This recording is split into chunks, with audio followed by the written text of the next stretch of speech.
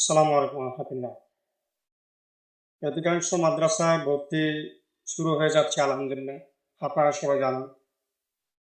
কিন্তু স্ক্রিনে থাকা ভিডিওটির প্রতি একটু লক্ষ্য আসে।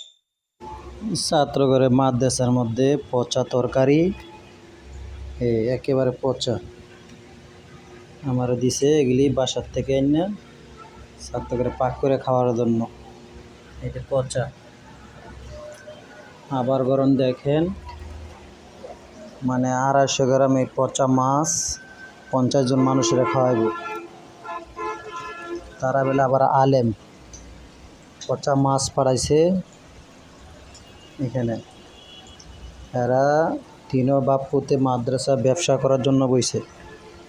পচা মাছ পাঠাই দিছে, প্রতি বুধবারে খাওয়ায়, আর রবিবারে এরকম শুধু অ্যাঙ্কের ডাল দিয়ে ছাত্র খাওয়ায় দেয়। আর এরকম ছোট ছোট মাছ, পাঙ্কাশ মাছ খাওয়ায় এরকম সপ্তাহে একবার। আর 2 কেজি মুরগি দিয়ে এরকম 2 দিন খাওয়ায়, ছোট ছোট পিস এরকম, না বলার মতোই, মানে আঙ্গুলের অর্ধেক করে এরকম ছোট ছোট ছোট ছোট পিস। এদিক মানুষ যদি খায়, মানুষ খাইব? এটি তো যে দিনমজুরি রিক্সা চালাক সে তো খাইব না। এই দেখেন এগুলি কি মাছ, পচা পচা মাছ। এগুলো আমি নিজে পাক করি, বমি আসতেছে। তো আল্লাহ তো অন্তরেই তাকায়। মাদ্রাসা উন্নতি হবে দূরের কথা, ধ্বংস হয়ে যাবে, ধ্বংস। এই ছাত্রকে 6,000-7,000 নিয়ে এই সমস্ত কারবার করে।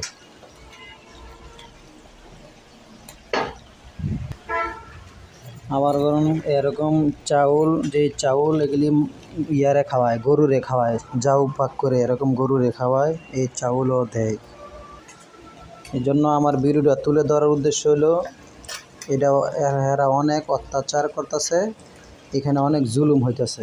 এই জন্য এখানে হুজুর থাকে না, স্টাফ থাকে না, অনেক ছাত্র চলে গেছে।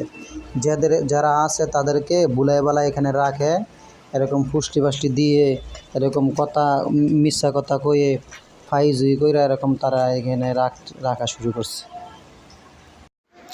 কি বুঝলেন ভাইটির কথা শুনে?